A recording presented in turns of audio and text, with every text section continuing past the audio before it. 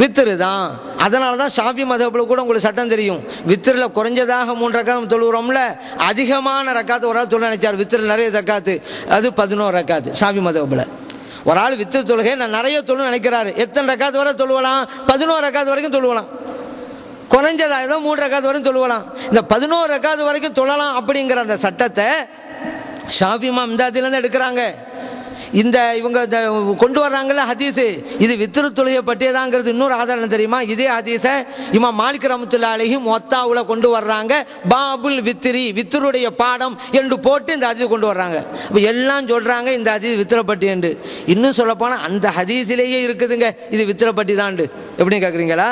இந்த ஹதீஸை ஆயிஷா சித்திகா ரலியல்லாஹு அன்ஹா சொல்லும் பொழுது 11 ரக்காத் தொழுவாங்க, கூட்டலை குறைக்கலை.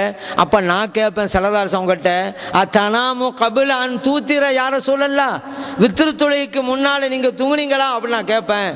ஏன்னா தூங்குறாங்க, எழுந்து நின்று ஒது செய்யாமலே தொழுகிறாங்க. அதனால நான் இப்படி கேட்டேன். ஸல்லல்லாஹு அலைஹி வஸல்லம் சொன்னாங்க, இன்ன ஐனைய தனாமானி, ஆயிஷாவே என்னுடைய 2 கண்கள் உறங்கும், வலா யனாமு கல்பி, எனது கல்பு ஒரு காலும் உறங்காது என்றார்கள் நபிகள் நாயகம் ஸல்லல்லாஹு அலைஹி வஸல்லம் அவர்கள். புகாரிலே பதிவு செய்யப்பட்ட ஹதீஸ். 11 ரக்காத் தொழுவாங்க. நான் கேட்பேன் இந்த வித்திருக்கு முன்னால தூங்கிகளாண்டு. அப்போ 11 ரக்காத் வித்திருங்கிற அந்த ஹதீஸில் இருக்கா இல்லையா? ஏன்னா 8 ரக்காத் தொழுகிறாங்களாம், பெரிய ஹதீஸ் பின்பற்ற மாதிரி. வித்திருன்னு தெளிவாக அந்த ஹதீஸில் இருக்குது. அதுவும் அந்த ஹதீஸில் எப்படி அந்த ஹதீஸை இவங்க பின்பற்றங்கிறத உங்களுக்கு சொல்ல வர்றேன். 8 ரக்காத் தொழுகிறோம் ஹதீஸ் பராங்கன்னு சொல்கிறாங்களா, அவ்வளோ கடைந்தெடுத்த பச்சை போய் அந்த ஹதீஸ் பின்பற்றதாக தான் அவங்க 8 தொழுவ கூட 11 தொழுவணும் முதலாவது. இல்லை அந்த அதிபராக தான் செய்கிறோன்னு சொன்னால் இன்னொன்று 2 தொழுவக்கூடாது, 4 தொழுவணும். ஏன் ஆயிஷா சித்திகா ரலியல்லாஹு அன்ஹா என்ன சொல்கிறாங்க? 4 தொழுவாங்க ஸல்லல்லாஹு அலைஹி வஸல்லம், அதுக்கடுத்து 4 தொழுவாங்க. ஆனால் இன்னைக்கு 8 ரக்காத் தொழுவாங்க, 2 தொழுதுட்டு இருக்காங்க. எங்கே ஹதீஸ் பின்பற்றாங்க இவங்க? அந்த ஹதீஸை கூட இவர்கள் பின்பற்றவில்லை, மக்களை ஏமாற்றி கொண்டு இருக்கிறார்கள். அதுதான் உண்மை. ஸல்லல்லாஹு அலைஹி வஸல்லம் அவங்களை பார்த்தீங்களா? ஸல்லல்லாஹு அலைஹி வஸல்லம் அவருடைய உறக்கம் வேறு, நம்முடைய உறக்கம் வேறு. ஸல்லல்லாஹு அலைஹி வஸல்லம் கனவு கண்டா அதெல்லாம் வஹி, நம்முடைய கனவுல கண்டதெல்லாம் வரும், அது ஒரு விஷயம்.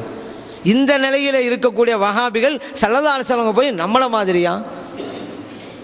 ஸல்லல்லாஹு அலைஹி வஸல்லம் அவர்களுடைய கையின் ஆற்றல் என்ன, இவர்களுடைய கையின் ஆற்றல் என்ன?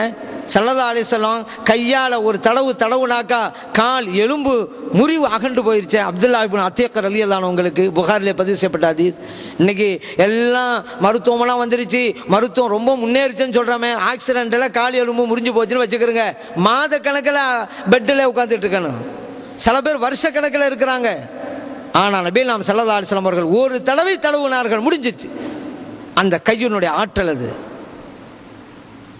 ஜரீர் இப்னு அப்துல்லா ரலியல்லாஹு அன்ஹு உங்களுக்கு குதிரை ஏற தெரியாது, சவாரி செய்ய தெரியாது, கீழே விழுந்துருவாங்க. நபி நாம் ஸல்லல்லாஹு அலைஹி வஸல்லம் அவர்கள் ஒரு தடவை அந்த தோழருடைய நெஞ்சில தட்டுறாங்க. ஜரீர் இப்னு அப்துல்லா ரலியல்லாஹு அன்ஹு சொல்றாங்க, அவங்க தட்டுனாங்கல்ல, அந்த கையினுடைய அடையாளச்சுவோடு என் நெஞ்சிலே பதிந்தது.